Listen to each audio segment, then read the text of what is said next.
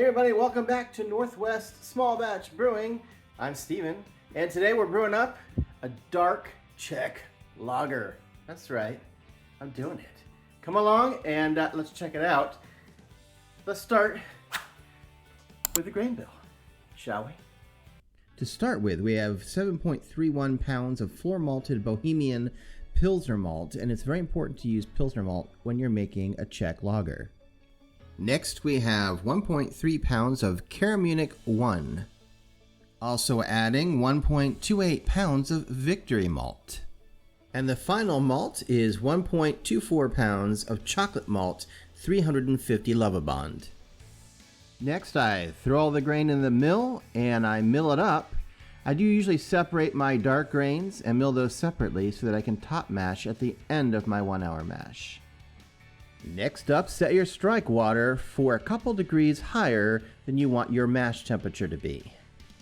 And now we mash in at 153 degrees Fahrenheit for 1 hour. And now you know what time it is. That's right, it's time to drain the main grain. So as we're bringing it up to a boil, let's take a look at our hops. This entire beer is going to be using the same hops, Saaz hops, which are the hops that should be used for any Czech lager.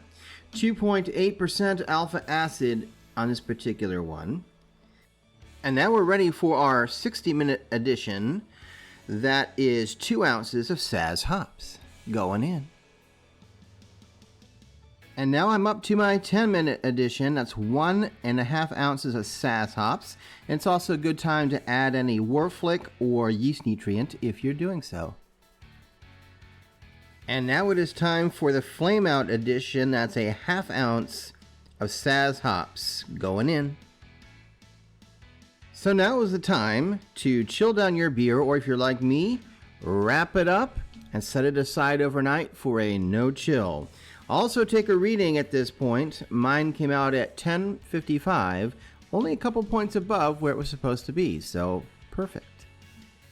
Once your beer has cooled down to room temperature, go ahead and transfer it to your preferred fermenter.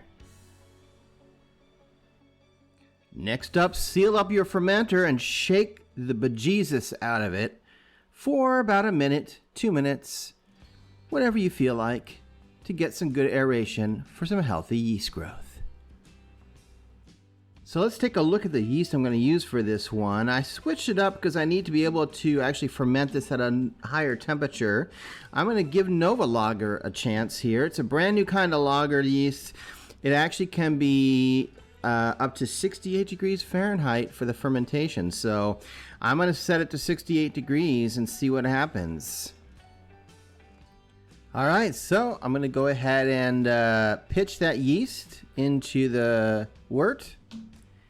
And I'll see you guys in 30 days when it's done fermenting, and we can give it a try and see how it turned out. One eternity later. Okay, y'all, you've made it. You're here. It's the end, the final stretch. And the beer is ready. So let's see real quickly here what we got. Started at 10:55 original gravity, and I ended at 10:18. A little higher than expected, but not too bad. So I'm somewhere around 5.2% ABV, which is perfectly good. And great head retention on this sucker. Really good. No off flavors that I can smell on the head and the beer, which is also really good. Now remember, this is the Nova Lager yeast. So this was actually fermented at like, I don't know, 65 degrees? No, 65? No, 58 degrees, I think is what this was fermented at. And I did no diacetyl rest, not, like nothing, just 58 straight through. Oh man, that is the cleanest, like dark lager. Just a hint of the roastiness from the dark, grains. Oh my gosh, you guys, Really, this could be, I think, one of the best beers I've ever made. I'm really digging the dark lagers these days. I love the flavor from dark malts, and then when you add, when you lager it, and it turns out super crisp and clean, but you still get those flavors from the dark malts. Oh, I mean, I've never tasted something like this until recently, so I got to tell you, it may not be a Czech, yeast or whatever, but damn, this is really good. Hey, make sure you give this a try if you're looking to make a dark lager. I highly recommend it. This recipe turned out fantastic.